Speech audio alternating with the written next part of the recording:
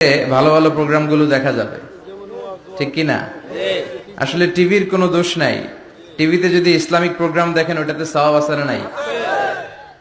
আপনি খারাপ প্রোগ্রাম দেখলে যেমনি আপনার আমলনামাতে গুনাহ লেখা হবে, অন দ্য কন্ট্রারি তার বিপরীতে আপনি ভালো প্রোগ্রাম দেখলে আপনার আমলনামায় সওয়াব দিবে কে? একই ছুরি দিয়ে ডাকাত মানুষ মারে, আর ওই একই ছুরি দিয়ে ডাক্তার অপারেশন করে রোগী বাঁচায়। এজন্য ছুরির কোনো দোষ নাই, দোষ হচ্ছে ওই ছুরিটাকে কোন কাজে ব্যবহার করা হচ্ছে। টেলিভিশনের কোনো দোষ নাই, টেলিভিশনে আমরা লাইভ প্রোগ্রাম দেখি না? কাবা ঘরে কখন কোন সালাত হচ্ছে, যারা তাইফিন তাওয়াফকারী তারা কিভাবে তাওয়াফ করছে, মসজিদে নববীতে ঠিক এই মুহূর্তে কি পরিবেশ, কিরকম মানুষের সমাগম, তার সবগুলো দেখার সুযোগ আছে না নাই? ওখান থেকে যদি আপনি তেলাওয়াত শোনেন আপনার উপর রহমত নাজিল করবে কে? আল্লাহ। কিন্তু আপনি যদি অশ্লীল ভিডিও দেখেন, নাচ দেখেন, গান দেখেন, গুনাহ আছে না নাই? তার মানে টিভি দেখাতে কোনো দোষ নাই, দোষ হচ্ছে আপনি কি দেখছেন সেই প্রশ্নে। চিল্লায় বলেন ঠিক কিনা? এজন্য আমাদের যাদের ঘরে টিভি আছে আমরা যেন ভালো ভালো প্রোগ্রামগুলো দেখি। ডিশ লাইন আছে না অনেকের, মনিটরিং করতে হবে। যারা ডিশের ব্যবসা করে এদেরকে বলে দিতে হবে যে সব চ্যানেল আমি দেখতে চাই না, সব চ্যানেল আমি দেখতে চাই না। টাকা দিয়ে কিনি তাই বলে সব চ্যানেল দেখবে এমনটা নয়। টাকা দিয়ে কিনেন বলে কলার সাথে কলার ছোলাও খান নাকি আপনারা? কথা কন।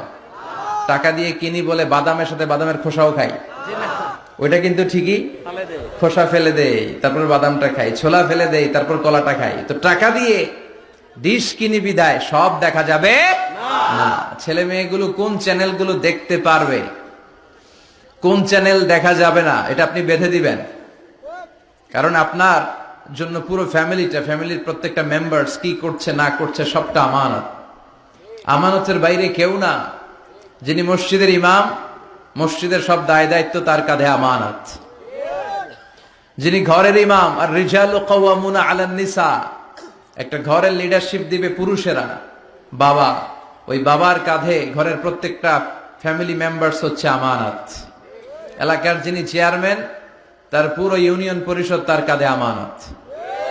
যিনি member of the parliament, MP, এই পুরো নির্বাচনী আসনে যা যা দায় দায়িত্ব আছে তার কাঁধে আমানত। যিনি মন্ত্রী তার মন্ত্রণালয়ের সবকিছু তার কাঁধে আমানত। যিনি প্রধানমন্ত্রী এই 56,000 বর্গ মাইলের প্রতিটা ইঞ্চি তার কাঁধে আমানত। এটা একটা ব্যাপক বিষয়। এজন্য আপনার ছেলে কোন পথে চলে, কার সাথে মিশে, টিভিতে কোন চ্যানেলটা দেখে, এই ব্যাপারে কিয়ামতের দিন আপনারা জিজ্ঞেস করবে কে? আল্লাহ। কুল্লুকুম রাইন ওয়া কুল্লুকুম মাসউলুন আন রাইয়াতি। তোমরা প্রত্যেকে দায়িত্বশীল, আর প্রত্যেকের দায়িত্বের ব্যাপারে জিজ্ঞেস করবে কে? আল্লাহ। আমরা যেন আমাদের প্রত্যেকের দায়িত্বের ব্যাপারে সচেতন হই। আর এই টেলিভিশন দেখাটা এটা যেন ভালো কাজে লাগাই, আজে বাজে চ্যানেল যেন না দেখি। রাজি আছেন সবাই? আল্লাহ তুমি সহি সমাজ দান করো, আমরা পড়ি আমিন।